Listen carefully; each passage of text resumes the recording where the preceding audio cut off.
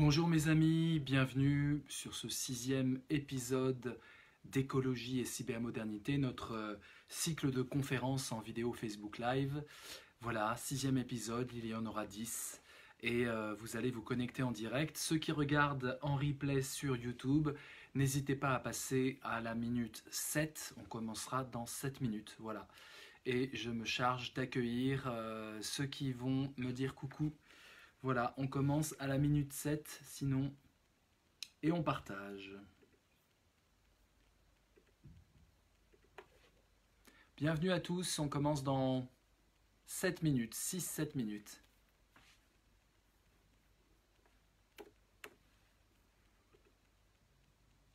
Mais ça n'empêche pas qu'on puisse se faire coucou. Voilà, vous êtes déjà une dizaine. Comment allez-vous? Salut Edouard. Voilà, je réagis, tu vois, à la vitesse de l'éclair. J'espère que tu vas bien. Tu es souvent un des premiers à dégainer. Hein. Bonjour à tous. Sandrine, salut.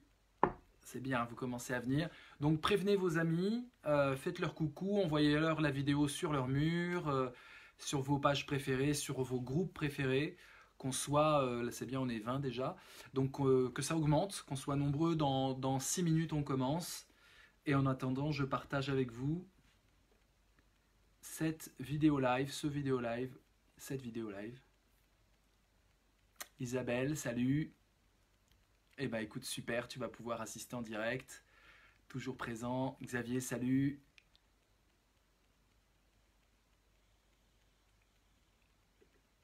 Alors.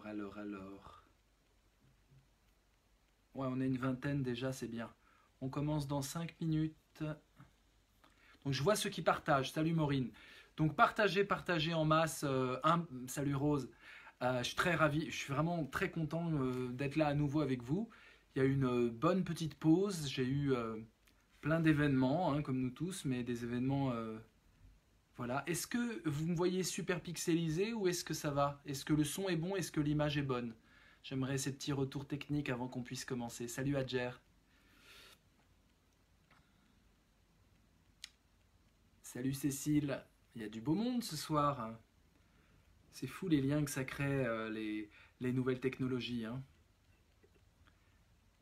Le thème, ce sera, donc c'est le 6e épisode d'un cycle de conférences sur l'écologie et la cybermodernité. Donc c'est le thème, en fait, c'est une lecture de la société d'aujourd'hui à travers ce qu'on pourrait créer. Super Liliane, au Québec c'est bon. Nathalie, salut. Gaëtan, rien à signaler. Super, merci les amis. On commence dans quelques minutes, le temps que vous partagiez à tous vos amis, sur vos groupes, sur vos pages. Comme ça, je ne le répète plus. Je partage moi-même partout. Bim, bim. Le son est bon, l'image est... Ah, j'ai pas vu. Tout est ok, image et son, ça marche. Salut Marie-Laure, salut. Salut Juju. Super, il y a des nouveaux, il y a des confirmés de la philosophie en Agora vidéo, parce que c'est quand même ça qu'on fait. Hein. Le thème, il y a un thème, mais surtout ce qui est excitant dans cet exercice, c'est que c'est en dialogue avec vous que la réflexion va prendre corps. Donc voilà. Image moyennement nette. 1. Ah ouais. Il faudrait que j'essaye la Wi-Fi, mais j'ai peur de ma Wi-Fi sans fibre. Salut. Bon, il y a de tout, il y a même de la famille, c'est bien. On est déjà une quarantaine, donc si vous partagez encore, on sera 50 et on commence, quoi. Je regarde juste à combien de minutes on est. J'ai promis à ceux qui regardaient en replay de commencer à la 7e minute, il nous reste 3 minutes. Salut Hakim. Liliane, c'est de plus en plus copier ce type de dialogue en live, bien sûr. En fait, ce qui est copié, ce n'est pas un dialogue vraiment de réflexion et de co-construction de réflexion philosophique. Ce qui est copié, c'est une sorte de discussion un peu café du commerce, quoi, mais c'est très bien aussi. Mais pour l'instant, à ma connaissance, on est les seuls à essayer de construire une véritable réflexion articulée voilà, en co-construction en direct. L'image est nette par moments, floue à d'autres. Ah, ça c'est très embêtant. Moi, sur mon ordi, elle est super floue. Bon, écoutez, je vais tester de passer à la Wi-Fi. Salut Emmanuel. Je vais tester la Wi-Fi, vous allez me dire. Hein, on va être vite fixé. Salut Dominique. Allez, je tente le passage. Et je vois.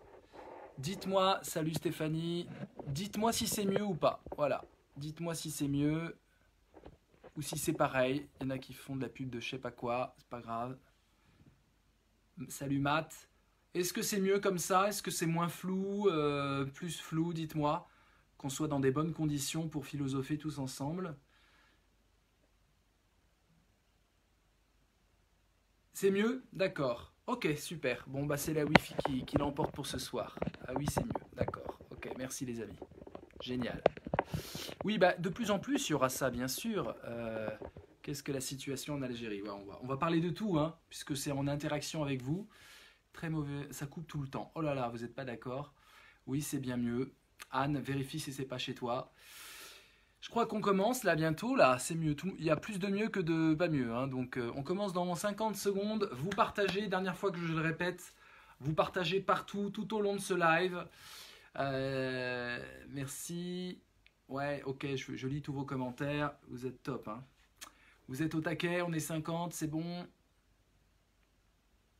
Beaucoup mieux, bonsoir. Salut Julie. Et t'as partagé en plus Julie, je le vois, c'est indiqué au-dessus de toi. Alors vraiment ceux qui partagent, formidable. Hein. Non, vous n'avez pas votre hijab. Ah ah ah ah ah. Il y en a qui ont de l'humour, on va se marrer. On va se marrer. Je suis en fibre. Bon, Anne, désolé, t'es la seule pour qui ça va pas bien. Donc essaie d'autres supports technologiques.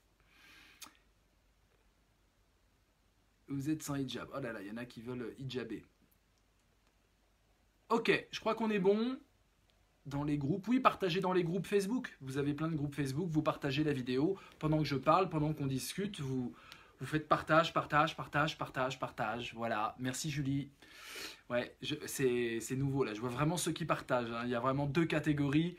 Il y a les amis et il y a les super amis. Voilà, à vous de choisir votre catégorie. Bon, j'ai des notifications qui apparaissent en même temps. C'est bon. Alors, on commence, passons aux choses sérieuses. On va philosopher pendant 1h15 tous ensemble.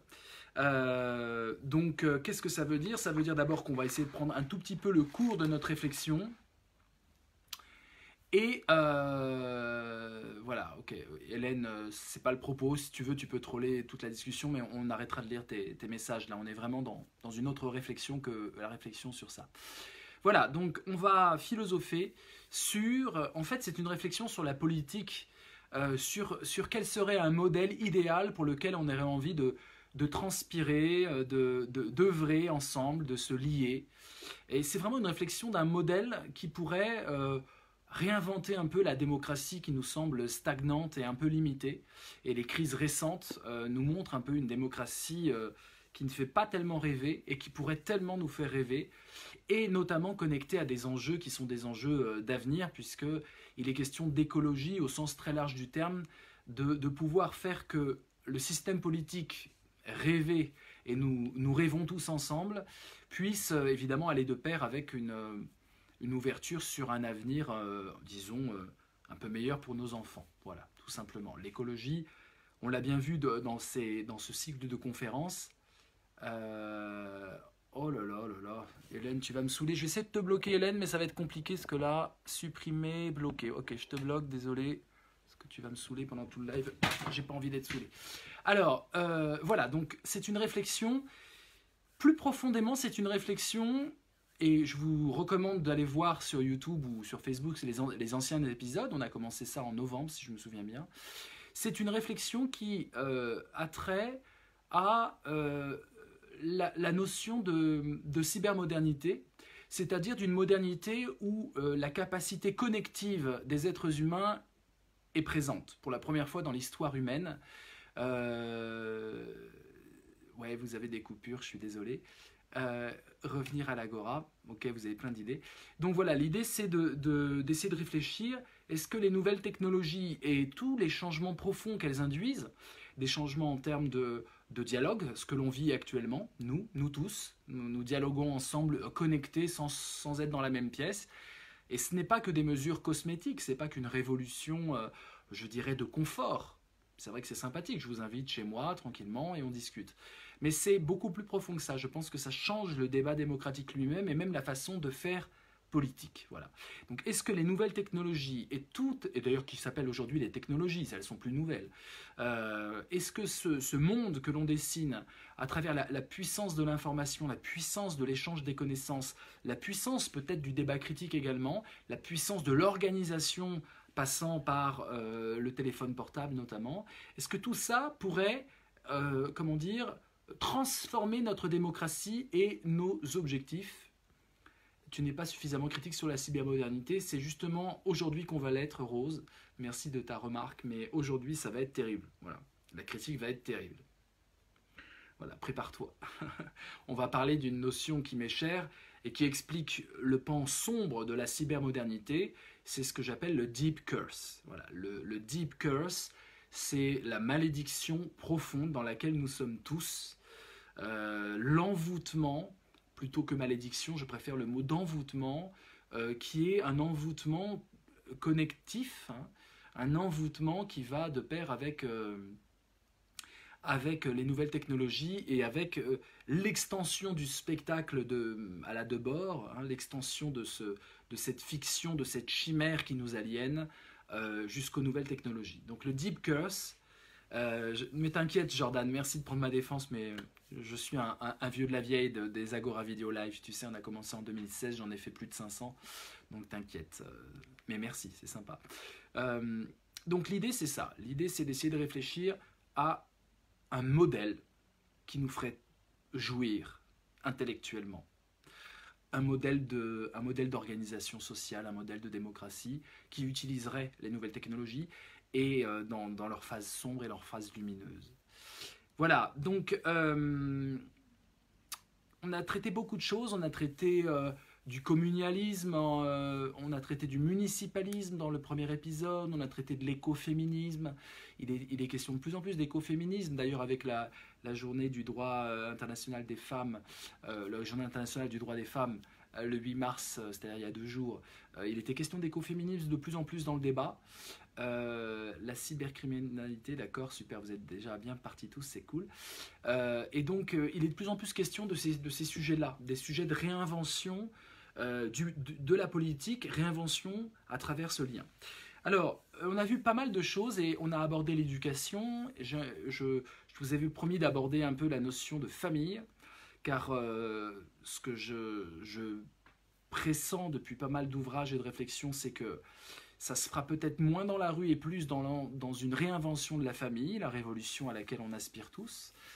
Voilà, et le droit des femmes entre là-dedans, et l'écoféminisme aussi, et l'écologie aussi. Mais avant, j'aimerais vous poser une question, puisque c'est une agora vidéo, donc on va philosopher ensemble.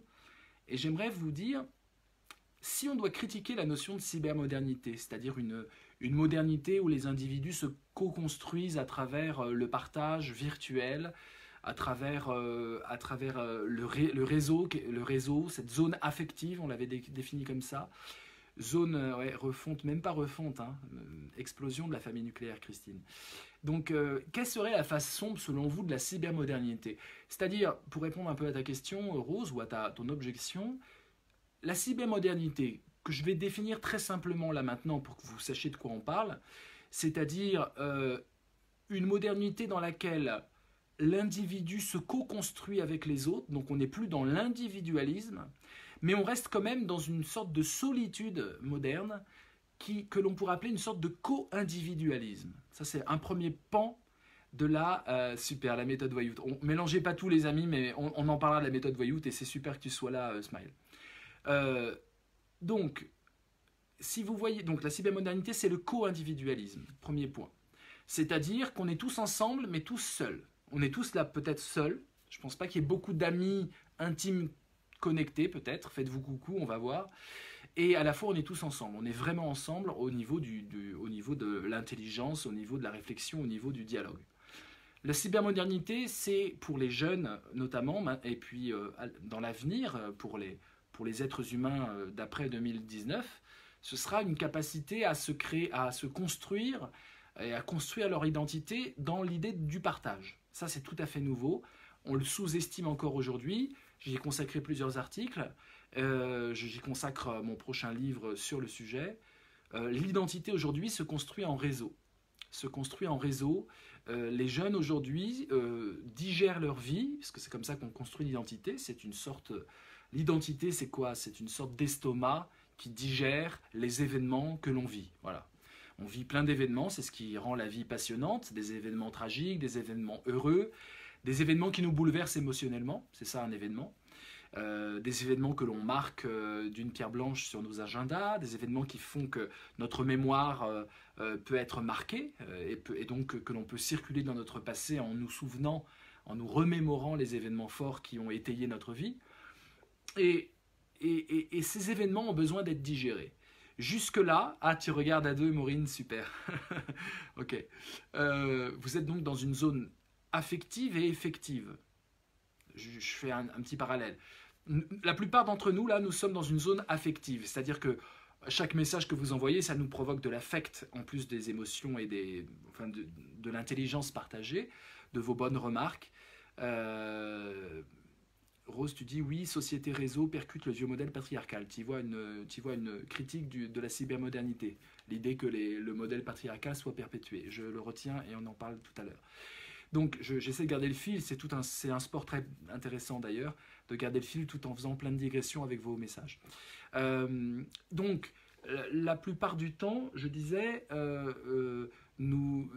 à travers les nouvelles technologies, nous sommes dans une zone affective. C'est-à-dire que c'est par l'affect que nous sommes reliés. Affect au sens large, au sens aussi de partage d'idées, pas simplement partage d'émotions. Ce qui est sûr, c'est que la cybermodernité produit facilement de la zone affective. La crise des Gilets jaunes, c'est de la zone affective qui a été créée très facilement. Il suffisait juste d'être en colère de façon légitime, le plus souvent contre un système d'exploitation, même si ça n'a pas été formulé comme ça, même si ça a été formulé comme on en a marre, on en a plein les bottes. Mais en fait, c'est être contre un système d'exploitation et de précarisation. Et affectivement, tout cela se sont réunis d'abord à travers les réseaux sociaux. En Algérie, c'est un peu ça aussi qui se passe. C'est affectif. Depuis pas mal de mois, d'années même, il y a vraiment des communautés qui se créent, des groupes qui se créent à travers les différents réseaux. Notamment Instagram, pour ce qui se passe aujourd'hui en Algérie. Instagram est un centre justement de la zone affective qui est créée à travers ce combat contre le 5e mandat. Évidemment, et ça c'est nouveau, j'apporte du nouveau dans la réflexion, j'étais absent pendant quelques semaines, voire quelques mois, et mon retour, évidemment, je suis riche de toute une réflexion de ce qu'on avait échangé. Évidemment, la nouveauté c'est ça, c'est que j'ai compris que toute zone affective a une sorte de polarisation, une sorte de force de gravité, une sorte de désir irrésistible à devenir une zone effective. C'est-à-dire in real life, c'est-à-dire dans le monde réel. On se rend compte peut-être sur Internet, on échange des choses, mais on ne peut pas, parce qu'on est humain, on ne peut pas s'empêcher, à un moment, d'avoir une rencontre dans la vie réelle. Je ne sais pas si ça vous l'a fait, vous. Mais oui, Anne, tu as raison, le manque de considération. Mais ce ras-le-bol sur le manque de considération que subissaient les Gilets jaunes, c'est fait sur les réseaux sociaux, à travers plein de choses, à travers des groupes Facebook, à travers des vidéos virales où on disait juste j'en ai marre de ne pas être considéré, à travers des pétitions qui rassemblaient des centaines de milliers de pétitionnaires. Et donc ça s'est fait à travers les réseaux sociaux. Donc la zone affective a besoin tant, je parle vraiment d'un désir, désir devenir zone effective. Ça c'est très intéressant, ça paraît simple à dire, mais en fait il m'a fallu beaucoup de temps pour en arriver à cette sorte de loi intrinsèque. Je l'ai vécu avec Dream Tanks, cette expérience, vous avez une page Dream Tanks qui est là comme un vieux fantôme de ce qu'on a vécu il y a juste 1 an et demi, 2 ans. On a fait plein d'agora vidéo live, les citoyens discutaient bien avant les Gilets jaunes et refaisaient le monde, mais à un moment, certains ont éprouvé un besoin irrésistible d'aller dans la zone effective, c'est-à-dire de faire une tournée de tous ceux qui étaient connectés derrière leur écran et de se rencontrer en chair et en os. Voilà. Et j'ai eu beau dire non, restons dans la zone affective, restons dans l'intelligence connective, eh bien c'était pas possible. Il y avait quelque chose d'humain, et je le reconnais maintenant seulement, en 2019, j'ai mis du temps. Il y a quelque chose de profondément humain, à un moment quand on se fréquente dans les réseaux sociaux, dans le virtuel, dans le transréel, c'est à la fois virtuel et à la fois on est vrai, hein, je ne suis pas une image de synthèse. Donc dans la transréalité, ce mix de virtualité et de réalité, eh bien à un moment on a envie d'être dans la réalité pure et de sortir de l'intelligence connective pour être dans l'intelligence collective. Voilà. Ouais, c'est intéressant ce que vous dites là. Je vais reprendre, Nordine, je vais reprendre ce que vous dites. Ils ont eu raison. Je juge même pas. Oui, restons humains, dit Pierre. Ouais. Je ne suis pas en train de juger moralement s'ils ont raison ou pas raison. D'ailleurs, ça fait un immense dissensus dans Dream Tanks. Hein. Je pense que la fin de cette aventure, c'est le fait que la vidéo live a été donnée à tout le monde. Une sorte de démocratisation de la technologie que pour l'instant, j'avais juste moi et quelques-uns. On était très privilégiés par Facebook.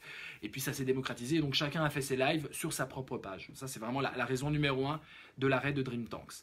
Mais il y a eu aussi cette tendance de vouloir se rencontrer et de créer de la communauté effective et pas de la communauté affective. Ben ça c'est normal, et d'ailleurs les Gilets jaunes nous ont montré ça aussi.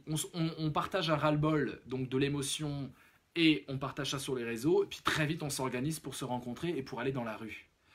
Voilà, il n'y a pas d'écart, nous dit Cécile, entre amitié virtuelle qui dure et rencontre réelle éphémère. Donc voilà, c'est profondément... je regarde un peu en diagonale parce que j'ai 3 écrans devant moi et donc je peux zapper, parce que sur mon portable ça défile trop vite. Donc profondément, il y a cette attraction. Le réel est attractif pour la zone affective. Voilà. Le réel, pas le réel virtualisé, pas le transréel. L'un n'empêche pas l'autre, François, mais quand même c'est intéressant. C'est très intéressant de voir que si on se titille dans le virtuel, on n'a qu'une envie, c'est de se rencontrer dans le réel. C'est quasiment une force d'attraction, allez, on va dire une sorte d'érotisme. Hein. Il y a un érotisme du réel que ne permet pas le transréel. Parce que pourquoi se voir en vrai ? Qu'est-ce que se voir en vrai apporte de plus que de se voir avec des lives et des Skype ? Si ce n'est le corps. Parce que là, vous me voyez hésiter, vous me voyez dans mon quotidien comme je suis, habillé, pas pour les plateaux télé, mais comme je peux être chez moi un dimanche, après avoir lu toute la journée. Voilà, donc qu'est-ce que ça apporterait de plus qu'on soit dans une salle tous ensemble, dans une salle de conférence ? Qu'est-ce que ça nous apporterait de plus ? Parce que là, c'est du direct, je peux me planter. Donc, le stress du direct qu'on retrouve dans le théâtre par rapport au cinéma, hein, ce truc de « Ah, il peut avoir un trou de mémoire, il peut se planter ». Je peux vraiment me planter, je peux me brûler avec mon thé. Voilà. C'est plein de suspense, hein, ce qui se passe. On est vraiment dans le suspense total. Je peux faire tomber les choses. Et dans tous les lives qui sont passés, je peux être interrompu par des gens qui seraient autour de moi. Non, là, je suis seul, mais voilà. Donc, qu'est-ce que ça apporte de plus ? Qu'est-ce que ça apporte de plus ? Le corps. Le corps.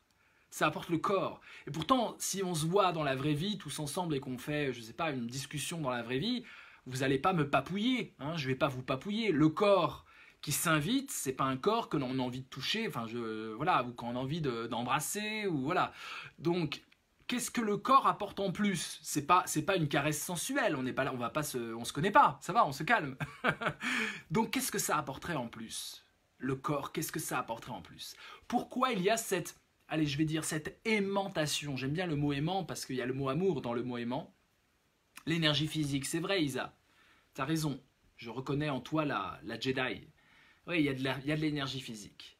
Le corps est un langage, mais vous l'avez mon corps, vous n'avez pas tout mon corps, mais je ne parle pas beaucoup avec mes pieds. Voilà, donc j'ai les mains, vous avez l'essentiel, hein, je vous garantis. Donc, si on est italien, ouais, ça dépend, en bras, tu as raison. Ben, je peux parler comme un italien, hein. L'écoute, ouais, mais l'écoute, ah oui, l'écoute. Là, c'est vrai que la technologie fait que vous n'avez pas de parole, vous avez juste des commentaires écrits. Ce qui tombe bien, ça vous permet de parler pendant que je parle, ce qui est un luxe extraordinaire. Elsa, le corps, le pulsionnel, attends, j'ai perdu ton message. Le pulsionnel, c'est ce qui manque dans le virtuel. Oui, mais impulsionnel, oui, d'accord, impulsionnel, mais là, je peux avoir des pulsions. Avec mes mots, déjà, je peux aller très loin dans la pulsionnelle. L'odeur et la chaleur, dit Liliane. C'est très sensuel, mais je ne pense pas que si on se voit dans une vraie salle, ça soit mon odeur que vous alliez rechercher. Hein. Donc, Les réseaux sociaux ne véhiculent pas tout. Oui, oui, c'est toute la question que je vous pose. Le rapport à l'écran est fatigant. D'accord, mais regardez, je vous ai mis des plantes dans le décor quand même, ça doit vous soulager. Il y a le regard dans le réel. Mais mon regard, oui, d'accord, il y a le regard. C'est intéressant, Isabelle. C'est vrai, t'as raison. Tu fais comment pour le toucher? Il y a le regard. C'est vrai qu'il y a le regard, vous avez raison. C'est que mon regard est vide. Là, je vous regarde dans les yeux si vous me regardez, parce que je regarde le petit bout noir de mon portable. Mais est-ce que c'est ça vraiment qui fait qu'il y a une aimantation de la zone affective pour devenir zone effective? Je vous parle vraiment dans les concepts cybermodernes là. La corporéité, la présence au monde, c'est un peu flou. Oui, je vois ce que tu veux dire. Le regard l'un dans l'autre. Regarde là, regarde-moi bien dans les yeux, regarde. Alors c'est vrai que je triche là, je vous regarde dans les yeux, la présence, la 3D. Mais bientôt on fera des agora vidéo avec la 3D. Dans 5 ans, Facebook nous pond le truc, on pourra même avoir l'impression d'être dans le même espace. Le regard direct est changé, je retiens cette idée, j'aime bien. C'est vrai que dans le tremblement du regard, il y a un truc qui passe que la vidéoconférence ne peut donner. L'espace, le partage de l'instant dans le réel. Ouais. Par la caméra frontale, le regard est biaisé. En plus, tu as raison, le regard est biaisé au sens propre du terme, il est détourné. Vraiment, vous voulez me voir dans une vraie salle pour que je vous regarde dans les yeux? C'est mignon, vous êtes très mignon. Et pour toi, quel échange as-tu? Limite, la chimie en bras. Agoraphobe, alors tu es dans ton élément, Kamel, si tu es agoraphobe. Le regard, il y en a pas mal qui sont d'accord. Ouais, c'est bien. Je ne sais pas. Écoutez, j'ai pas la réponse et vous m'éclairez pour essayer de trouver la réponse. En tout cas, ce que je sais et ce que je veux partager avec vous, c'est qu'il y a une aimantation entre zone affective et zone effective. Voilà. Et c'est ce qui fait que les Gilets jaunes se sont aussi donné rendez-vous, même quand il pleuvait, même quand il ventait. Il y avait cette immense jouissance de l'effectivité de la rencontre. Et ce qu'ils ont partagé, vous savez, c'est pas tellement le regard. Ce qu'ils ont partagé, c'est boire du thé ensemble quand il fait froid dehors. Ce qu'ils ont partagé, c'est de parler du quotidien avec beaucoup de silence. Alors que quand on est en Skype ou en vidéo comme ça, on a envie de combler les silences parce que l'autre n'est pas là. Et donc l'autre, il est derrière son écran, il attend qu'on parle. Vous avez vu comment on parle beaucoup dans les Skype, on se parle même les uns sur les autres. Parce que le silence, la pesanteur du silence, qui va bien avec le regard, je suis d'accord. Mais je pense que ce qui manque, c'est le silence. Je trouve ça peut-être plus profond que de dire c'est le regard. La capacité de partager du silence. Hier, j'étais avec une amie, on a bu un verre de champagne et on a fumé un cigare. Et moi qui fume pas, je ne fume pas, et le cigare, c'est vraiment, elle m'initiait au cigare. Mais j'ai compris le plaisir du cigare. J'ai compris indépendamment du goût et de l'arôme. J'ai compris qu'un des plaisirs que je n'avais pas, j'avais beaucoup philosophé sur le cigare, j'ai même fait une conférence sur le cigare, sur le luxe en général, mais sur le cigare. Mais j'ai compris quelque chose hier. J'ai compris que en fumant le cigare, vous êtes obligé de fermer votre gueule. Et que l'autre aussi se tait. Et que j'ai compris que le protocole même de tirer sur le cigare et d'être dans ces volutes de fumée qui rendent l'espace tout à fait poétique, même si je suis absolument contre le tabac et contre la cigarette, mais j'ai compris que c'était une façon d'écouter le silence et de s'imposer du silence. Et ça, dans un vidéo live, on ne peut pas l'avoir. C'est très dur à avoir. Oui, je pourrais prendre du temps pour boire mon thé, mais ce ne serait pas la même chose. Et les Gilets jaunes, et il y a un très bel article de Florence Aubenas sur les ronds-points, les Gilets jaunes ont partagé la jouissance du quotidien, le plaisir de l'ordinaire. Et le plaisir de l'ordinaire, c'est l'effectif dans toute sa splendeur. L'effectif, c'est pas des choses flamboyantes qui se passeraient dans la réalité. L'effectif, c'est pas des événements extraordinaires et bouleversants. L'effectif, c'est d'abord l'ordinaire, le quotidien. Et partager le quotidien est de plus en plus dur avec les nouvelles technologies. Parce que l'écran, on me disait, l'écran c'est fatigant, mais profondément l'écran est une suppression de la quotidienneté. C'est extrêmement dur d'être dans le quotidien avec votre écran. Même quand vous filmez, c'est toujours parce que le quotidien sort de sa quotidienneté et devient un tout petit peu extraordinaire. Sinon, on ne filme pas. Si on filme, c'est parce qu'il y a de l'extraordinaire. Et d'ailleurs, ce qui nous choque, c'est quand la personne filme son plat. Et vous savez, il y a des centaines de milliers de vues parfois avec un Coréen qui mange des nouilles. Hein, bon. Ça existe. Donc là, on peut dire c'est vraiment le quotidien le plus stupide. Il filme en train de manger ses nouilles. Bon. Mais le fait même de filmer en train de manger ses nouilles rend la séquence extraordinaire. Et c'est pour ça que c'est partagé 300 000 fois. Parce que le fait même d'ancrer dans de la vidéo quelque chose fait qu'on n'est plus dans le quotidien. Il est impossible d'être dans le quotidien. Prenons le selfie, un thème cher d'ailleurs à Elsa. Le selfie, qu'est-ce qui est fort dans le selfie? C'est que ça prend en photo la quotidienneté. Je prends ma gueule comme elle est, avec un décor derrière, et voilà. Je suis apparemment dans le quotidien suprême, dans le selfie classique, ordinaire. Et le fait même de prendre en photo ma tête fait que ma tête devient extraordinaire car elle est ancrée sur une pellicule à tout jamais, en tout cas ancrée dans les pixels et ancrée dans la machine à tout jamais. Et donc, le fait même d'utiliser un téléphone portable pour fixer l'effectif le rend affectif, vous comprenez? Ça devient affectif. Un selfie de quelqu'un et on ne peut plus affectif parce qu'il a décidé à un moment X, à un moment T, dans un espace E, de fixer quelque chose de sa quotidienneté. Qui, justement parce qu'une quotidienneté fixée à travers les nouvelles technologies devient proprement extraordinaire. On ne peut pas faire un selfie qui ne soit pas extraordinaire. Même le selfie le plus banal, regarde mon plat, voilà, le food porn, hein, je prends en photo mon plat. Même un selfie de plat l'ancre dans l'éternité quelque part. Il y a ce geste d'une éternisation du quotidien qui justement tue la quotidienneté du quotidien. J'espère que vous me suivez. Tu dis, Pierre, le selfie pour prouver aux autres que l'on vit. Mais c'est plus qu'une preuve, c'est une preuve à tout jamais que l'on a vécu. Tu vois, on est plus dans l'avoir été de Yankelevitch. Quand Yankelevitch dit « la mort, c'est l'avoir été », qu'il associe en tout cas la mort et l'avoir été, il a été, eh bien je pense que le selfie, ça fait de moi quelqu'un qui a été et qui toujours sera quelqu'un qui aura été. Il faudrait qu'il n'y ait pas de selfie de moi et pas de photo de moi pour qu'on dise « a-t-il été ?» une fois que je serai mort. Et donc, quelque part, et le quotidien, c'est toujours cette évanescence éphémère qui consiste à dire, est-ce que ça s'est vraiment passé, mon croissant du matin, le fait que j'ai mis un pull à 12h51, à 51, est-ce que ça a été? C'est le quotidien dans toute sa bêtise, enfin, dans toute sa platitude. Et votre journée de dimanche s'est passée avec des milliers de millisecondes de platitude accumulées. À partir du moment où vous prenez une photo de cette platitude, elle n'est plus plate. Elle entre dans l'espace de la cybermodernité, du partage et de l'éternité quelque part. Ça va, vous suivez, je pense. Selfish, dit Kamel, c'est pas mal. Le selfie, c'est selfish. Et je crois pas du tout que ce soit un narcissisme, Salama. On ne se prend pas en selfie pour se narcissiser, et d'ailleurs, on n'est pas spécialement beau sur nos selfies.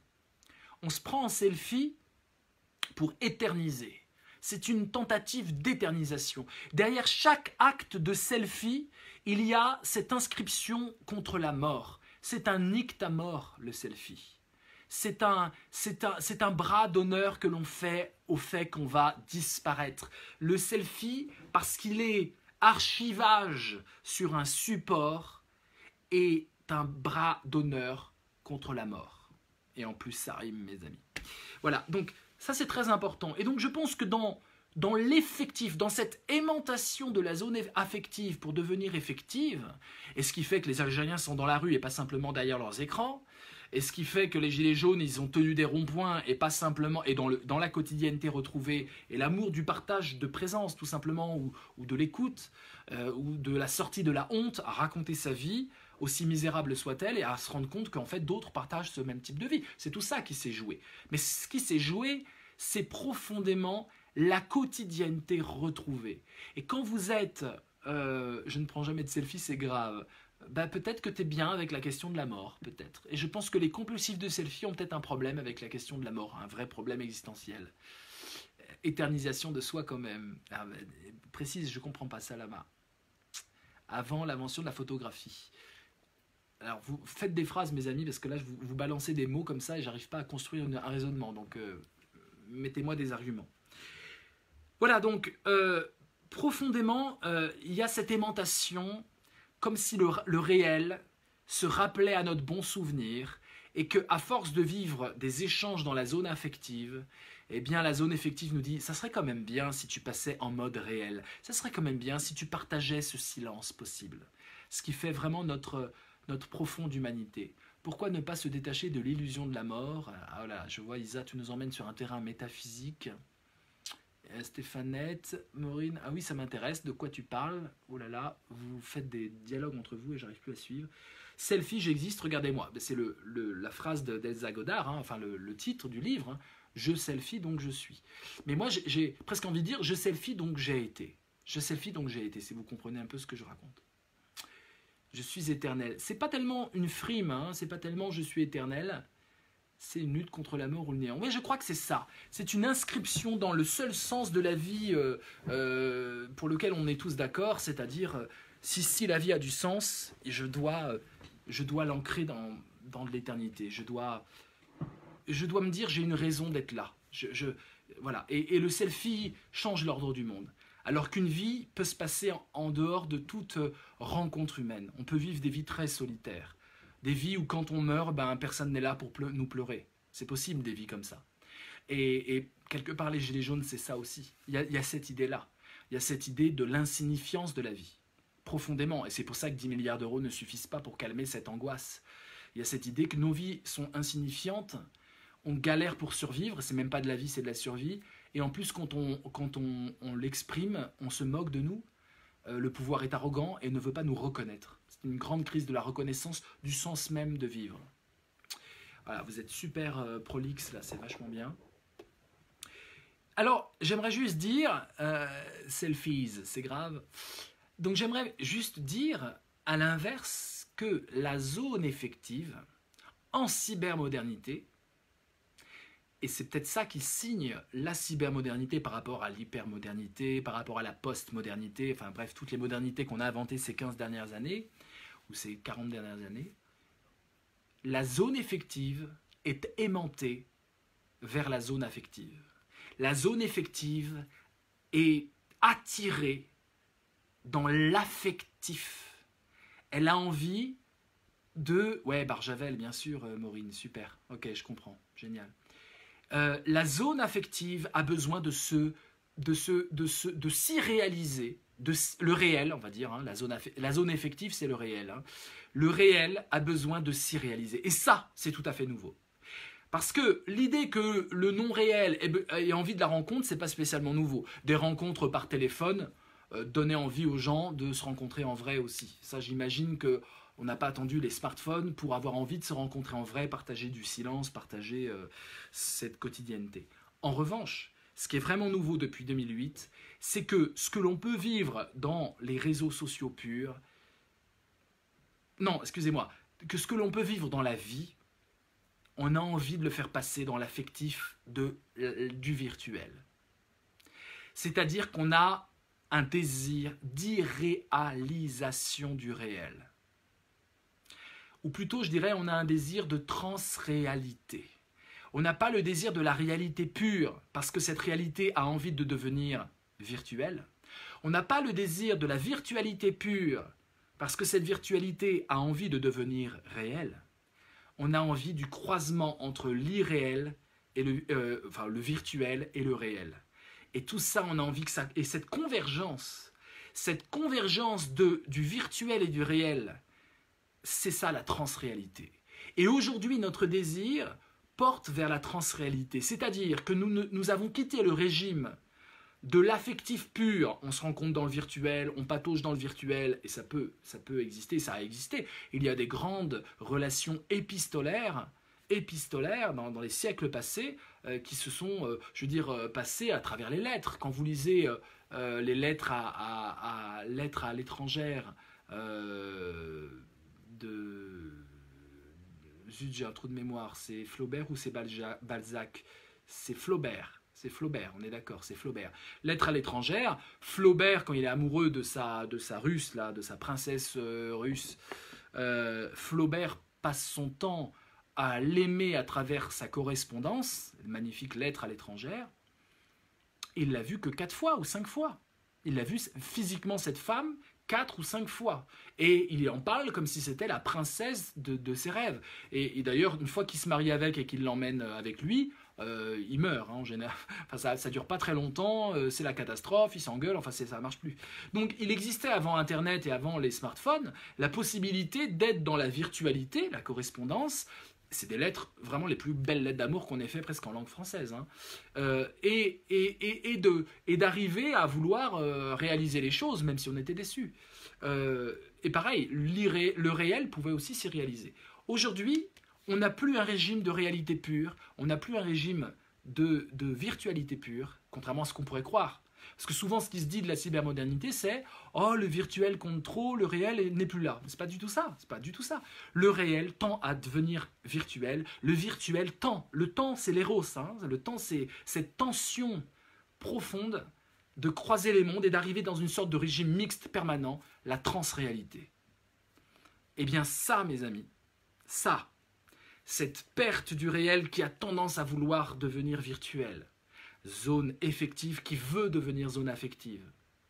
Cette tendance profonde du virtuel à vouloir devenir réel, à se réaliser, zone affective qui tend à devenir zone effective, eh bien c'est ça le Deep Curse. Le Deep Curse, c'est un régime où la réalité n'est plus possible parce qu'elle est toujours polarisée à devenir irréelle. Et c'est un régime où l'irréalité n'est même plus possible parce qu'elle tend toujours à vouloir se réaliser. Nous sommes dans un entre-deux, plein de potentialités, mais extrêmement puissant en termes de perdition de nos repères culturels, philosophiques, existentiels, identitaires, physiques.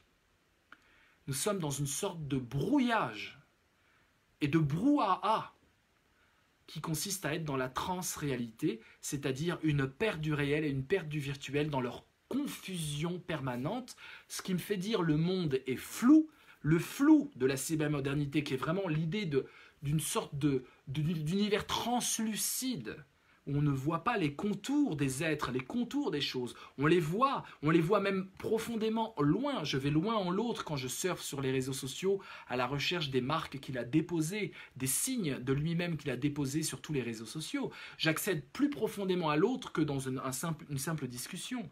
Mais à la fois, je ne vois pas les contours de ce qui est de l'ordre du simulacre, de l'ordre de la mise en scène. Et donc, je suis dans une translucidité permanente, un flou permanent. L'autre, aussi réel soit-il, à travers le téléphone portable, s'y réalise. L'autre, aussi irréel soit-il, à travers le téléphone portable, et l'envie de le rencontrer, l'envie de le toucher, l'envie de le connaître, se réalise. Nous sommes en régime transréel. Ça va? Est-ce que c'est clair jusque-là? Réalité augmentée, la symbiose réalité-fantasme. C'est ça la transréalité. Sauf que quand on parle de réalité augmentée, c'est plutôt un terme technologique. Hein, c'est l'idée que les objets sont connectés, etc. Là, c'est même pas augmenté, c'est une réalité floutée, comme on dit floutée au cinéma, vous voyez. Voilà, ça c'est très important et prenez conscience de ça quand vous appréhenderez toutes les pages qui sont faites sur les nouvelles technologies, le nouveau monde qui se dessine. Vous allez voir que l'effectif et l'affectif se renvoient l'un à l'autre comme deux miroirs face à face qui renvoient à l'infini. C'est-à-dire que l'affectif dit « je veux être effectif » et l'effectif dit « je veux être affectif » et ça se renvoie en permanence. Et même dans nos vies les plus quotidiennes, l'autre à un moment nous insupporte, on a envie de la voir à travers un écran. J'imagine que ça le fait aussi parfois pour vous. Parlons franchement entre nous, hein. N'ayez pas des beaux mots fleuris parce que votre copain vous regarde actuellement en train d'écrire. Parlons franchement entre vous, à un moment l'écran... Quel bonheur de rentrer chez soi seul aussi et de pouvoir dialoguer avec plein de monde à travers les écrans. Ce que la présence même de l'autre m'empêche, c'est-à-dire que je ne peux pas avoir 15 discussions en même temps quand l'autre est en face de moi. Je dois lui accorder la prévalence de ma présence. Eh bien, quand je retourne à ma solitude, je peux enfin discuter avec 15 personnes qui attendent que je leur réponde. Voilà. Vous voyez? Donc il y a aussi cette dimension-là. Mais on ne va pas trop démultiplier les pistes. Vous êtes super actifs.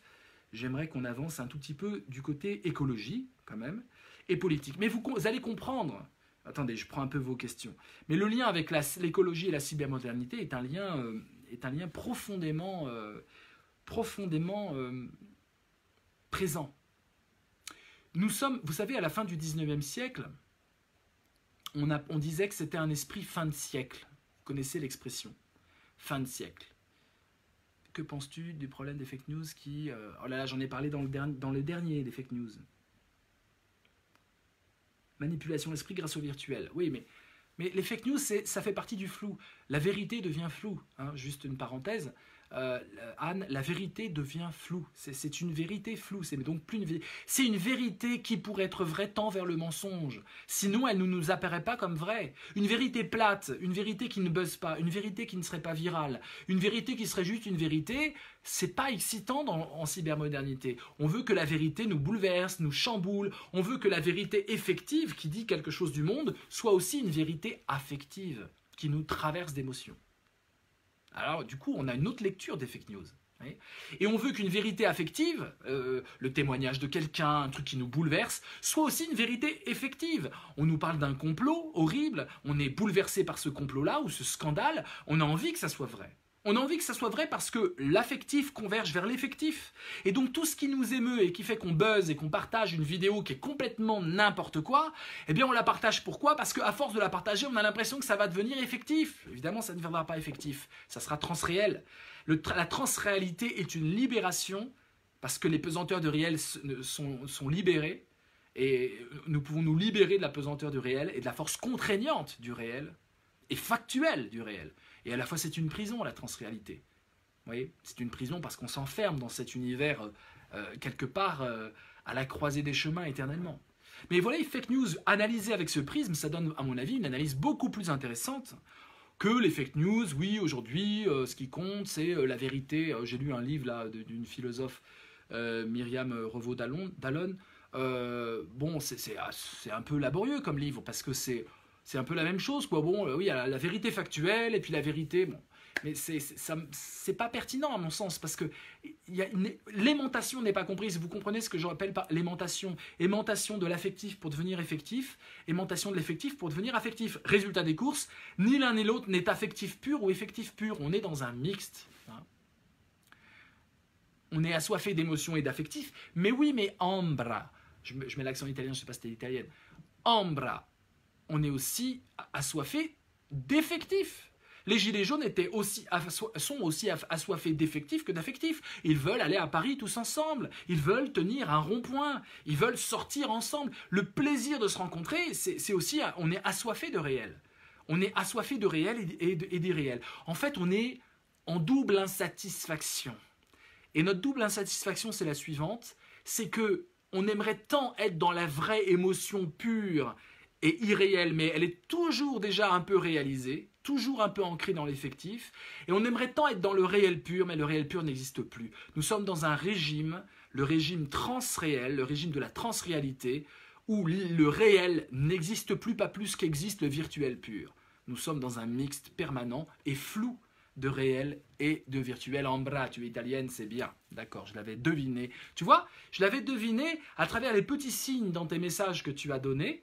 C'est-à-dire, tu as parlé de, attention, ça peut être un Italien qui parle avec ses mains, j'ai vu ton nom, Ambra, Marie, et donc, il y a du réel quelque part qui se dessine. Tu n'es pas non plus une sorte de pseudo anonymisé. Donc, on partage du réel, mais ce n'est pas le réel. On ne partage pas un cigare en commun, on ne fume pas, et fumer du cigare, crapoter hein, plutôt, et donc on n'est plus dans ce partage du silence dont je parlais au début de cette vidéo.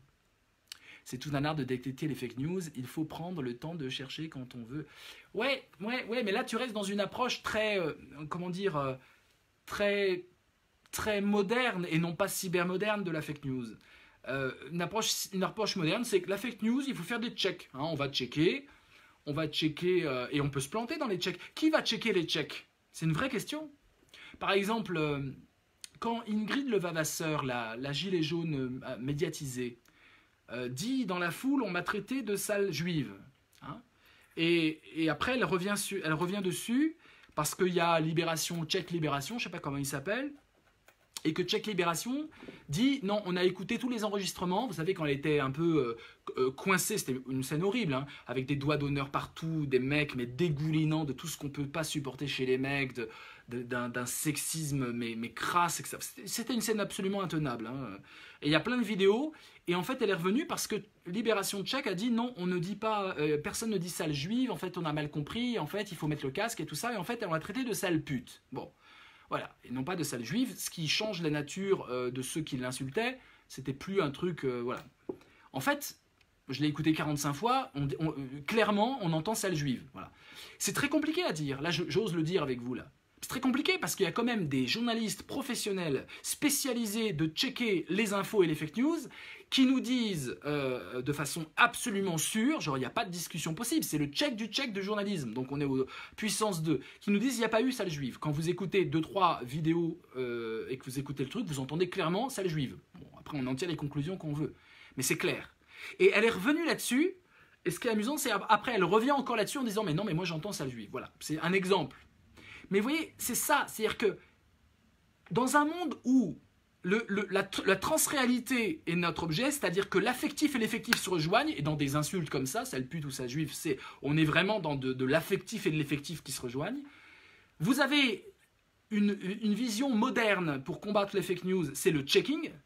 Et donc vous avez l'AFP qui fait ça très bien, Le Monde, Libé, c'est magnifique, mais personne n'est là pour checker le check. Et qu'est-ce que c'est la philosophie, mes amis, si ce n'est checker le check? Checker ceux qui check et se checker soi-même en tant que... Checker veut dire vérifier, hein, pour ceux qui n'aiment pas le globish et le franglais. En fait, on est tous checkers les uns des autres. Voyez, et si... ouais, Isabelle, on est bien d'accord. Moi, je l'ai entendu. Voilà. Et pourtant, Libération Tchèque nous dit que non. Bon, voilà. C'est un détail, mais on en aura plein des détails comme ça. C'est-à-dire qu'à un moment...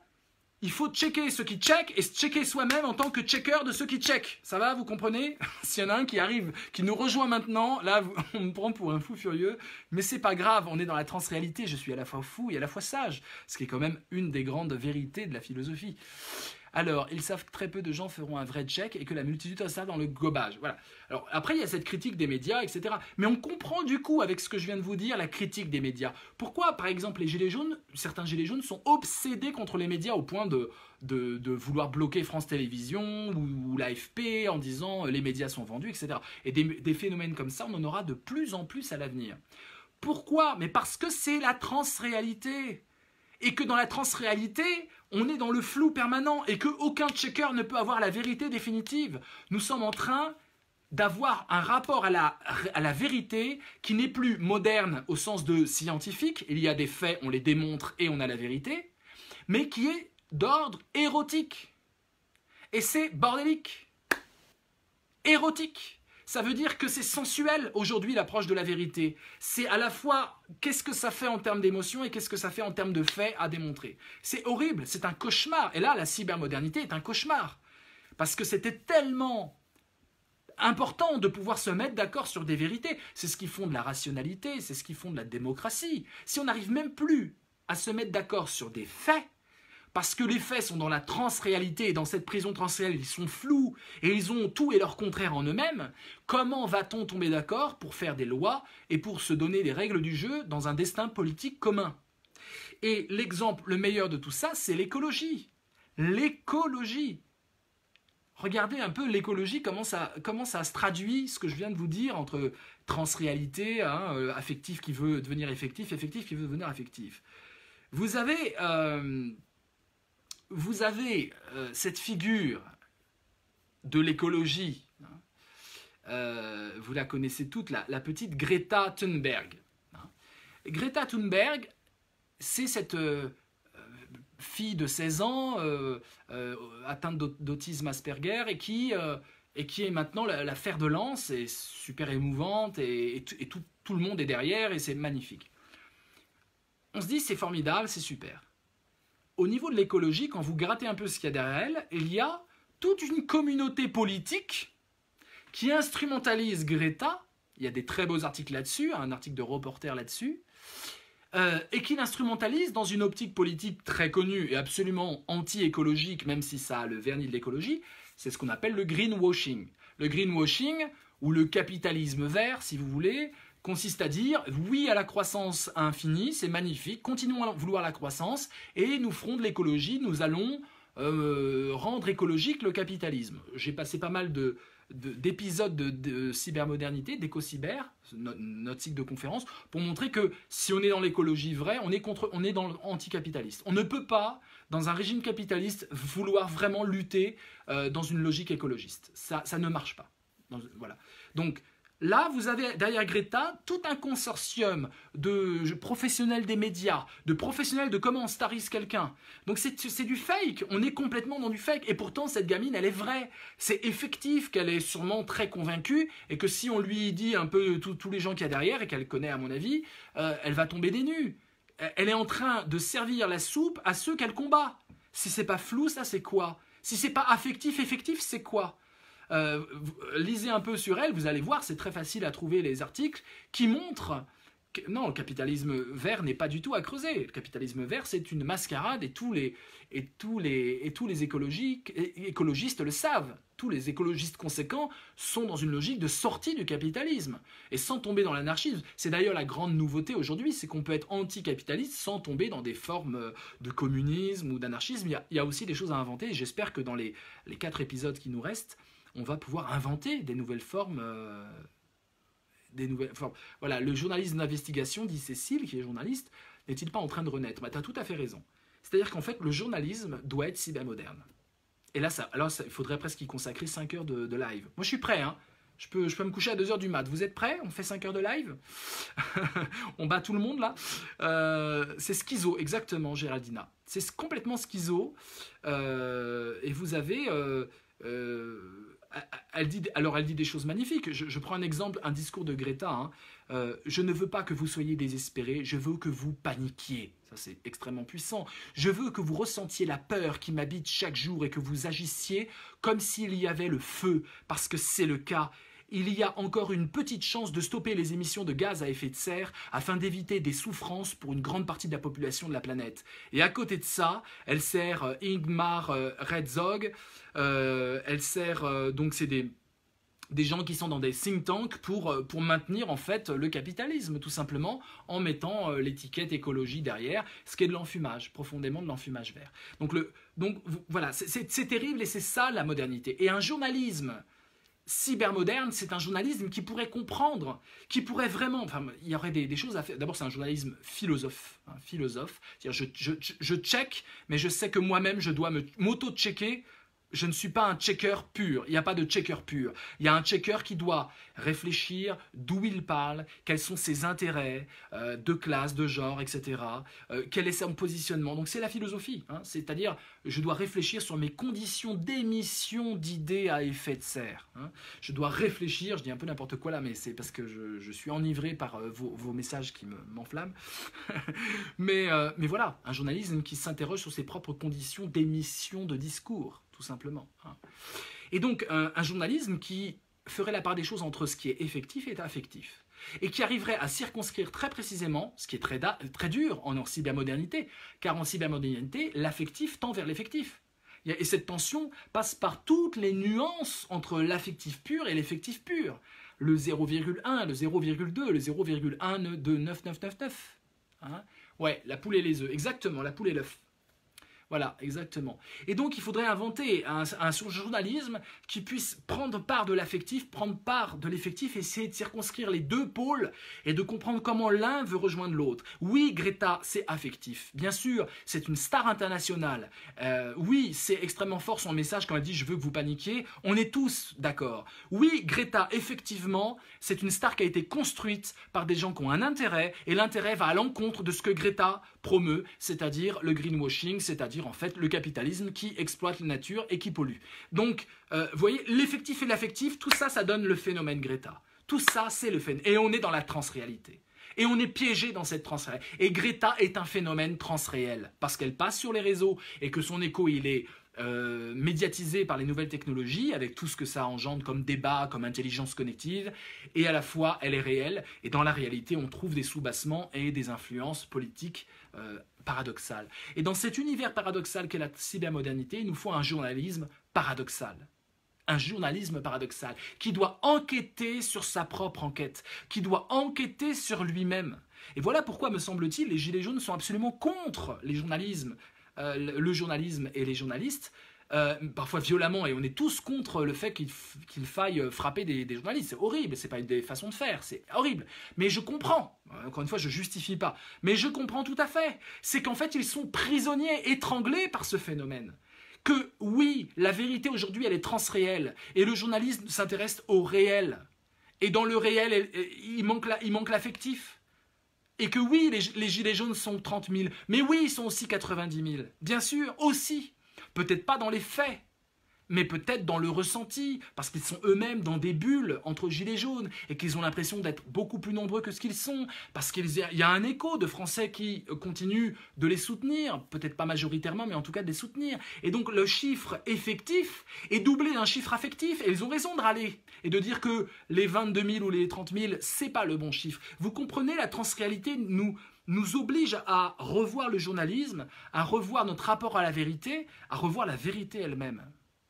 Une voix pour se connaître, Cécile, c'est bien, tu es une Socrate du journalisme, Cécile. C'est pour ça que tu étais d'ailleurs très active dans Dream Tanks, si ma mémoire est bonne. Alors, c'est intéressant, ça me renvoie à une idée intéressante. Je suis un enfant de Star Wars, j'ai grandi avec ce film de George Lucas. Et en fait, et je vous pose la question, j'aimerais savoir votre avis là-dessus. Qu'est-ce qui manque dans Star Wars? Qu'est-ce qui manque?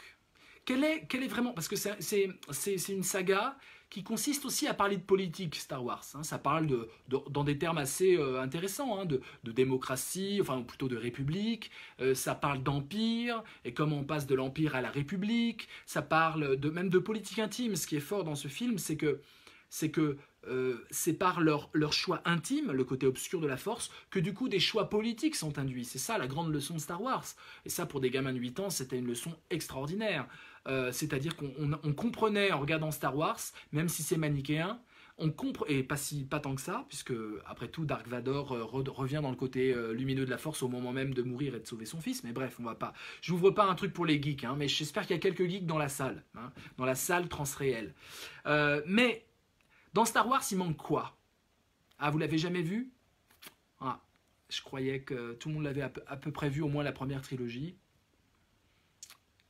Ce qui manque dans Star Wars, des lasers qui voyagent à la vitesse de la lumière. Non, non, non, non, non. Je parle pas de technologie. Enfin, si, je parle aussi de technologie. Qu'est-ce qui manque dans Star Wars? Il y a, à mon avis, 3 choses qui manquent dans Star Wars. 3 immenses pans de notre transréalité cybermoderne. C'est-à-dire que c'est pas du tout un truc d'anticipation, parce que vraiment, mais c'est du space opéra, hein, on n'en reveut pas, c'est bien aussi. Il manque des scènes de sexe. Non, il y en a, même si c'est prude parce qu'on est dans les années 70, etc. Il y a des bisous, il y a des je t'aime, il y a moi aussi, je sais que tu m'aimes. Il y a une grande... Il déborde de sexualité, notre Harrison Ford. Donc non, non, non, non, non, je suis pas d'accord. Forme de subversion, Harrison Ford, là, la subversion, quand il tue un mec comme ça de sang-froid, que c'est pas moral. D'ailleurs, ça a été changé au montage, où Walt Disney passe par là pour revoir quelques scènes. Il manque le réalisme. Oui, mais c'est du space opéra, donc on peut pas. C'est comme un opéra, donc on peut pas en vouloir. Par contre, je peux pas prononcer ton nom. Dis-moi comment je dois t'appeler, parce que je ne lis pas l'arabe. Se battre contre pour non. Si Gilles est jaune, c'est que Gilles est malade. Ouais, Kamel, d'accord. L'ancrage, ça veut dire quoi? Avec un E en plus? Oh là là. Je ne comprends pas ce que vous dites. Je parle vraiment de 3 choses très simples qui définissent notre cybermodernité. La téléportation, mais non, ça définit pas notre cybermodernité. Et les échanges, attends. De psyché, non, non. Il manque la dimension spirituelle. Bah non. Star Wars, Roger, ça déborde il y a carrément le petit Yoda qui est le sage asiatique et qui montre la spiritualité de la force. Non, non, je suis pas d'accord. Science-fiction à l'époque. Ouais, c'était en science-fiction, mais plutôt space opéra, donc pas réaliste. La décroissance. Je suis d'accord avec toi, Coralie. En fait, il manque l'écologie. On est tout à fait d'accord. Il n'y a pas de réflexion du tout écologique, même un tant soit peu, même l'idée d'un milieu qui risque d'être désagrégé, il n'y a pas de réflexion. Au pire, il y a l'étoile de la mort qui envoie un laser et qui tue une planète. Mais la mort d'une planète n'est pas du tout liée à ceux qui habitent dans un écosystème, elle est liée à une force méchante extérieure qui bousille la planète. Donc il manque l'écologie, ça c'est un des trucs. Il y en a encore 2 autres, mes amis, qui définissent notre monde, c'est super intéressant, vous allez voir où je veux en venir. Un point de rencontre, un média, une zone d'échange réelle, Christine, je comprends pas trop. La neuromodernité dans tout ça, bon, c'est une partie de la cybermodernité. Mounir, d'accord. J'ai dit le réalisme. Oui, mais je te répète, Mounir, on n'en veut pas à Star Wars de ne pas être réaliste. Alors, je vais plus loin. Dans le réalisme, qu'est-ce que tu verrais comme deux choses importantes aujourd'hui qui posent problème avec la cybermodernité, qui sont juste évacuées de Star Wars? Pas comme avec Avatar. De quoi tu parles, Salama? Je sais plus. Le lien, les pieds sur la terre. Oui, mais c'est encore abstrait ce que tu dis. Kamel, bien vu quoi? La neuro... Alors, je vous suis plus. Alors, vous voyez pas? Vous trouvez pas? Vous êtes 50 en ligne et vous trouvez pas? Ah, Nabil, vas-tu nous sortir de notre impasse intellectuelle, de notre aporie? Il y a des centaines de planètes, la valeur de la nature devient ridicule car presque infinie. Tu as raison, très intéressant. Très intéressant. Les planètes sont quasiment toutes habitables et la nature est abondante partout, donc il n'y a pas de problème. Tout à fait très fin, Nabil. Sinon, le délire sur la force comme Gaïa, univers, une force de la nature qui contrôle le monde remplit cette fonction. Brillant, Nabil, brillant. Trouve-moi les deux autres choses qui manquent et on se dit waouh, pour une fiction qui parle politique, qui parle empire et qui parle république, c'est quand même étonnant. Et puis pour une science-fiction, c'est quand même étonnant. Il y a un truc qui manque, qui appartient vraiment à la science-fiction et qui n'est pas là. Et on se demande mais pourquoi? Et il y a un truc qui manque, qui appartient à la politique et qui n'est pas là. Et on se dit mais pourquoi? Voilà. Pensez à toutes vos séries de télé de politique et il manque un truc dans Star Wars qui est évidemment partout présent dans toutes les séries télé politiques. Et il manque un truc, dans toutes les science-fiction, il y a ça. Et dans tous les films de science-fiction, il y a le truc. Et dans Star Wars, il n'y a pas ça. Ah, vous en apprenez pas mal aujourd'hui. Hein. Énergie, climat, pour vivre, il faut l'énergie et un climat. Ouais, mais ça rejoint le côté écologie, t'as raison, l'énergie, je suis d'accord. Il y a question écologique, oui, Avatar transpire de la question d'écologie et de l'impérialisme. Alors, les votes, c'est bien, les votes. Il y a des votes, c'est faux, il y a des votes.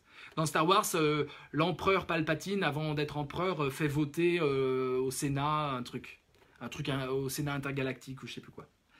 L'argent, si, il y a de l'argent. Il y a des questions d'argent très présents, la basse extraction, il y a des différences de classe, des esclaves, ceci, il y a ça, il y a ça. Dimension spirituelle au sens existentiel, pas religieux, la capacité de gérer sa liberté de choix et d'action. Mais non, il y a ça, je crois, un peu. C'est cela qui a été enlevé à l'homme dans la modernité. Oui, mais il y a ça, Roger, dans Star Wars. La presse, merci. Merci, Wilhelm. Bravo, la presse. Il n'y a pas de journalistes dans Star Wars. Dans n'importe quelle fiction un tout petit peu politique, même politique dans la science-fiction, comme Battlestar Galactica, eh bien vous avez de la presse. Il y a toujours des journalistes, des gens qui font circuler les informations. Dans Star Wars, il n'y a pas l'information. On n'est pas informé, on n'est pas au courant, voilà. Ça, c'est important quand même. Hein. Il n'y a pas de presse, il n'y a pas de journalisme. Alors qu'il est question d'immenses événements comme sombrer dans une dictature alors qu'on était une république. Enfin, tu vois, normalement, il faudrait des lobbyistes, il faudrait manipuler la presse, il faudrait des journalistes, des corrompus.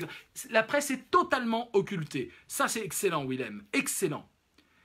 Bon, ok, Roger, pas suffisamment. Je suis d'accord avec toi. Il aurait fallu peut-être plus de philosophie. Troisième chose qui manque dans Star Wars. Waouh, je crois qu'on n'a jamais abordé Star Wars comme ça. C'est historique ce qu'on vit en ce moment, hein, mes amis. Hein. Faudra le montrer à tous vos geeks, là, ce qu'on est en train de vivre. Et voir ce qu'ils répondent en direct. Donc, il n'y a pas de journalistes.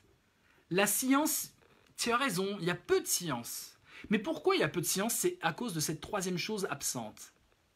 Et pourquoi il n'y a pas de journalisme? C'est aussi à cause de cette troisième chose absente. Allez-vous trouver l'immense chose absente de Star Wars? Il n'y a pas de peuple. Waouh, Mounir, c'est bien ce que tu dis. Oui, il y a des peuples, c'est les extraterrestres. Et des extraterrestres pensent toujours tous la même chose, en général. Il y a les traîtres extraterrestres. C'est racialiste, hein, c'est comme les Seigneurs des Anneaux. C'est un système racialiste. Hein. Il y a des races, et en fonction de ta race, tu as ton alignement, au sens de Donjons et Dragons, moral, le bien, le mal, etc. C'est donc racialiste à 100%. L'école, non, il y a l'école des Padawan, les apprentis de Jedi. Non, je connais un peu mon Star Wars hein, quand même. Pas de presse. Ah voilà, Rose, je sens que tu as une révélation ce soir. De l'amour, il y en a. La princesse Laïla, t'en fais quoi? Non mais oh, il y a de l'amour dans Star Wars. Mais il manque un truc. Des philosophes, ils sont tous les Jedi un peu philosophes. Vous likez un peu vite là, mes amis. Hein, et réfléchissez un peu là. Il y a de la politique, il y a des empereurs, il y a des méchants, il y a des camps, il y a des Jedi, il n'y a pas d'être humain simple. Non, Mounir, il manque un immense truc dans un film de science-fiction. Normalement, dans Star Wars, ce truc-là aurait dû être omniprésent. Dans n'importe quel dessin animé de science-fiction, dans n'importe quel film de science-fiction, non, les super pouvoirs, c'est la force. Ils peuvent lever des trucs, ils ont... Non, il y a des super pouvoirs. Je vous parle vraiment d'un truc technologique, là. Allez, j'ai tout dit, là. Qui va trouver le premier? C'est très important pour moi de savoir qui va trouver le premier. Vision du futur, mais si, on l'a. Il n'y a pas Vincent. La flatterie ne marche pas.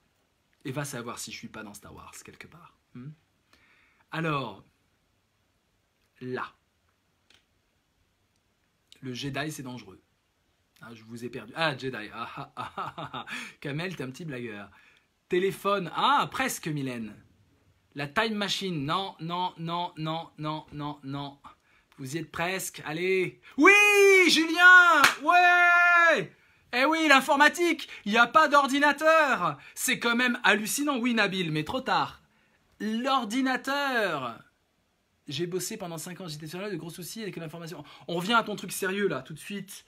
Roger, tout de suite, je vais le lire après. Mais pas d'ordinateur, dans n'importe quel film, dans n'importe quel dessin animé, il y a l'ordinateur central, il y a l'ordinateur qui parle, il y a le robot connecté à un ordinateur. Mais là, pas du tout, les robots sont autonomes, ils imitent les humains, et la dimension ordinateur, qui est quand même, ils auraient pu l'anticiper dans les années 60, c'est un choix. Ils ont fait le choix de ne pas mettre de presse, ils ont fait le choix de ne pas mettre d'ordinateur, ils ont fait le choix de ne pas mettre d'écologie. C'est de l'anti-écologie et cybermodernité Star Wars. Hein. C'est donc, mais c'est intéressant parce que le phénomène de force, finalement, la force, c'est de l'information. Donc on est dans une théorie de l'information qui passerait par quelque chose d'extrêmement effectif, parce que la force, elle peut tuer à distance, elle peut agir concrètement en levant des machines, en levant des choses, et extrêmement affectif, car la force est un mélange d'émotions, et en fonction du cocktail d'émotions que l'on a, affectif, eh bien l'effectif s'en ressent. Si vous êtes du côté obscur de la force, vous laissez, bien sûr, Philippe avec HAL, bien sûr, l'ordinateur est toujours présent dans 2001, de l'Odyssée de l'espace, c'est même un personnage, hein. Mais je reviens à ce que je disais, c'est-à-dire que Star Wars a quelque chose, en fait, d'hyper sécurisant, c'est que la réalité est purement réelle, même si c'est dans la science-fiction, contrairement à ce que tu disais, Mounir, et que l'irréalité est absolument absente. Voilà. On est dans un régime de surréalité. C'est surréel, Star Wars. Et d'ailleurs, c'est tellement surréel que ceux qui ont grandi avec Star Wars a effacé tout l'imaginaire alternatif qu'ils avaient. C'est devenu leur univers premier. C'est grave. Ça efface tous les contes, ça efface toutes les autres histoires, tellement c'est prenant. Parce qu'on est enfermé dans le réel. Vous voyez, dans Star Wars, la Force nous donne cette idée de transcendance du réel, mais on est vraiment enfermé dans le réel parce que l'affectif sert totalement le réel. On n'a plus cette dimension de croyance, cette dimension... alors, il y a des complots, il y a des mensonges, il y a des déloyautés, mais il n'y a pas cette idée que l'information, elle passe sur des supports numériques, sur des écrans. Jamais on regarde un écran pour avoir des nouvelles de comment ça se passe dans la galaxie. Jamais. L'écran, c'est juste un viseur pour tuer l'ennemi. Voyez. Et donc, quelque part, il y a une dimension dialectique qui n'est pas là. Et on n'est pas dans la dialectique. La seule dialectique, c'est vient du côté obscur de la force. Et pourquoi le côté obscur n'attend qu'une chose du côté lumineux, c'est que le côté lumineux le rejoigne, soi-disant pour être plus fort. En fait, c'est intéressant, c'est la seule tension dramatique du film, c'est un côté obscur qui pleurniche parce que le côté lumineux ne le rejoint pas. Alors que le côté obscur, il pourrait se contenter d'éliminer le côté lumineux, on n'en parlerait plus. Donc il y a toujours cet appel au côté lumineux. Et dans le côté lumineux, qu'est-ce qu'il y a de précis dans le côté lumineux? Bon, je coupe, excusez-moi. Je ferai un live entier sur Star Wars et j'espère qu'il y aura des geeks parmi vous. Il n'y a pas d'ordi, les extraterrestres, ils sont directement... Ouais, il n'y a pas d'ordi du tout, hein. Cher prof, c'est la création de la réalité par... Bon, je reprends juste le côté un peu Roger. On se disperse là, mes amis. Il nous reste quoi? Il nous reste un petit quart d'heure, même pas, 10 minutes. Roger, tu nous disais, j'ai bossé pendant 5 ans au JTTF1. Le gros souci est que l'information est traitée de façon industrielle. Il faut revenir à l'homme. Tant qu'il sera mis en masse, il ne pourra développer la sagesse, la réflexion, aimer, pardonner. Ouais, c'est intéressant, revenir à l'homme. Mais on voit Han Solo chercher sur un réseau intergalactique pour chercher des informations, des jobs communiqués. Ah bon? On voit ça? Je me serais trompé? Attends, fais voir Nabil, là tu me troubles. Il n'y a pas de gros plans sur l'ordinateur, on voit des écrans partout avec des données. Ouais, bon, le débat est ouvert. ce que je veux montrer, pourquoi je m'amusais avec Star Wars avec vous, c'est justement que ce qui passe sous silence, c'est une vérité qui ne serait pas indexée sur l'authenticité. Comme le but de Star Wars est de montrer que c'est dans l'attitude morale de la personne que la vérité réside, il faut absolument que la vérité ne soit plus du tout factuelle. C'est une vérité de ressenti, une vérité de l'affect. Star Wars met la vérité dans l'affect. Si je suis en colère, je ne suis pas dans la vérité. Je suis dans un mensonge permanent, je deviens d'ailleurs du côté obscur de la force et je deviens un dictateur. Or, si je suis du côté lumineux, si je garde espoir, si je suis dans des passions positives, du coup cet affect positif me rend positif aussi dans mes actions. Waouh, il y en a qui planent là. Ne va pas assez loin avec le combat contre la force obscure. Aucun bien, pas même. Ah, c'est intéressant. Finalement, ça vous intéresse Star Wars, ça me fait plaisir. Aucun média, dit Roger, pas même les religions, peu de philosophie invite l'homme à se changer, à chasser le mal, va venir. La loi divinée, oui, tout à fait. Des hologrammes aussi. Oui, il y a des hologrammes, mais pas d'ordinateur, justement. Ah, Mélenchon est Star Warien, mais nous, on doit dépasser Star Wars. Nous, on doit faire avec les journalistes qui doivent faire avec la cybermodernité, c'est-à-dire aller chercher l'affectif derrière l'effectif et l'effectif derrière l'affectif. C'est nous les extraterrestres, ouais. L'investigation, tout à fait, Kamel, tout à fait. Voilà, exactement. Ah bah c'est bien Rose, ça te passionne. Moi ça me passionne, mais j'espère que c'est un peu partagé. Enfin, comme vous êtes très nombreux, j'espère aussi que voilà, vous partagez un peu ces réflexions. La force dans Star Wars, c'est le réseau absolu. Star Wars ne veut pas penser l'idée des réseaux. Il y a les rebelles qui se mettent apparemment en réseau, mais sans ordinateur. On se demande d'ailleurs comment ils se coordonnent. Ah oui, ils s'envoient des messages à travers des droïdes, mais c'est avant Internet et avant les ordinateurs, justement. Avant cette idée d'une numérisation, d'une dématérialisation de l'information, en fait. C'est assez intéressant. La force devient une sorte de sur-réseau absolu. Quelque part, il devance ce que la cybermodernité peut-être va être, c'est-à-dire que les ordinateurs vont tellement s'incorporer à notre corps, pléonasme, vont tellement être minimalisés qu'ils vont faire partie de notre existence. Oui, mais même l'ASF de l'époque a des ordinateurs, il y a une perspective en termes de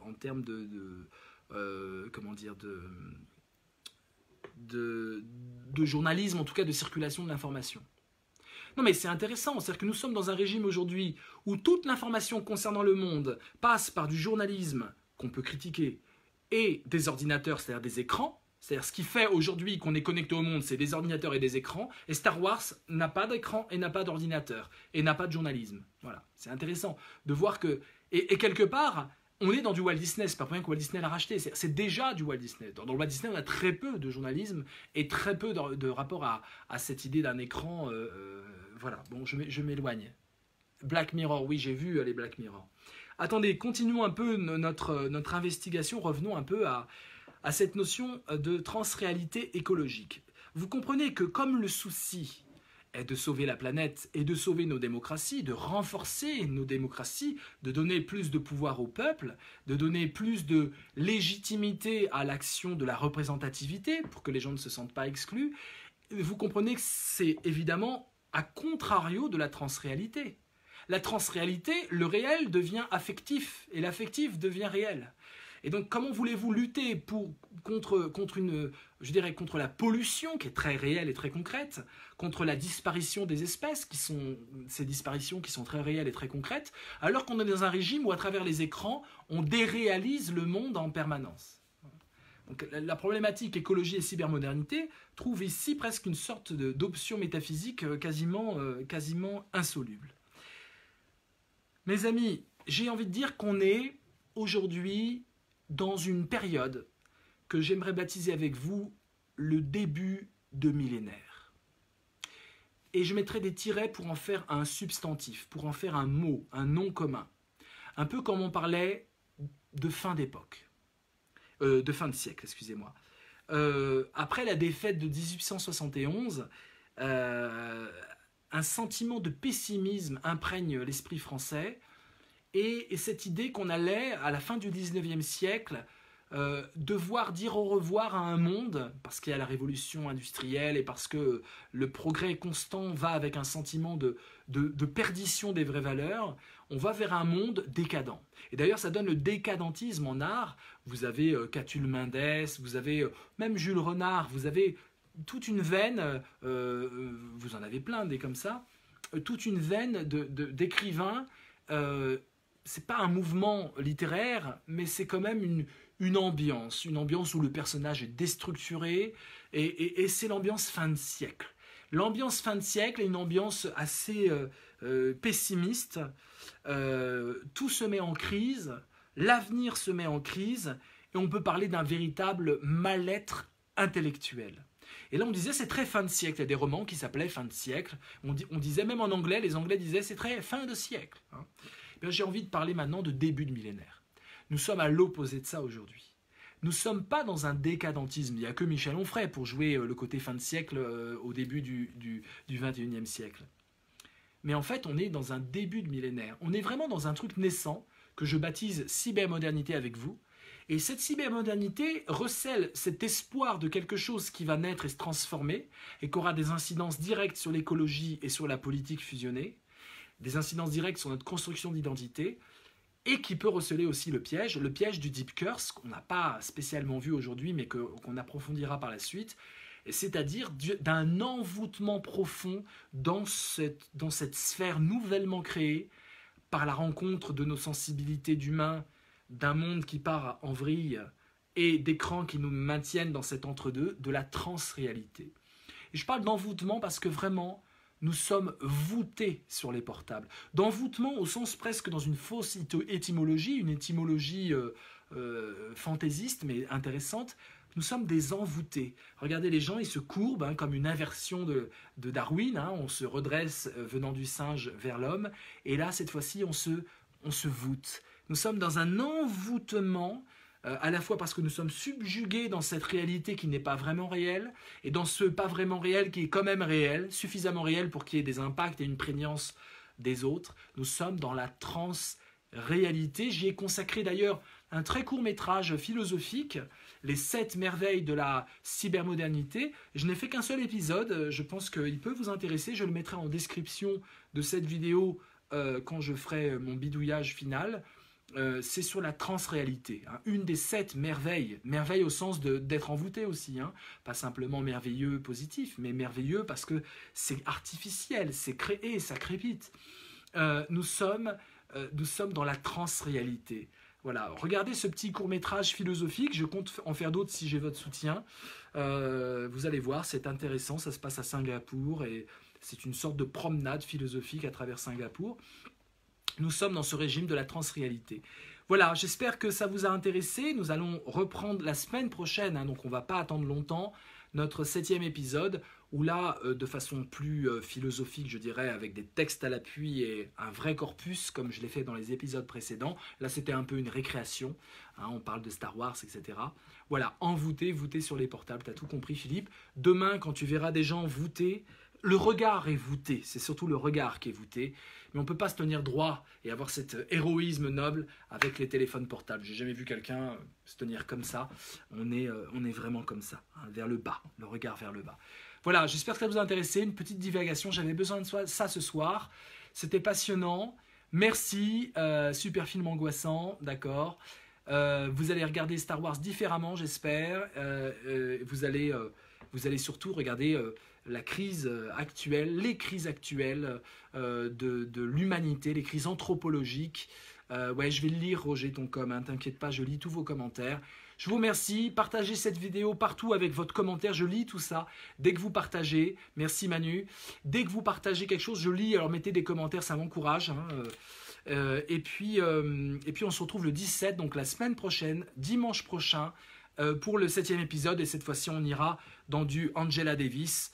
On ira dans plein de choses, on ira dans le Zodiac, dans les libertaires, et on creusera cette idée de début de millénaire, et j'aborderai la famille, car je suis sûr de ça, c'est en transformant le faire famille qu'on changera le monde, et pour ça je vous renvoie à mon dernier livre que vous voyez à l'envers, Télos et Mélos, 20 dialogues sur le mystère d'aimer, vous avez ça sur Amazon, et sur toutes les plateformes. Mais Amazon, vous pouvez l'avoir en vrai livre. Sinon, ça sera un livre virtuel, transréel. Et c'est bien d'avoir du vrai papier. Hein. Ça, c'est réel, mes amis. Allez, grand plaisir. On partage, on like, on commente. Et à très bientôt. Portez-vous bien.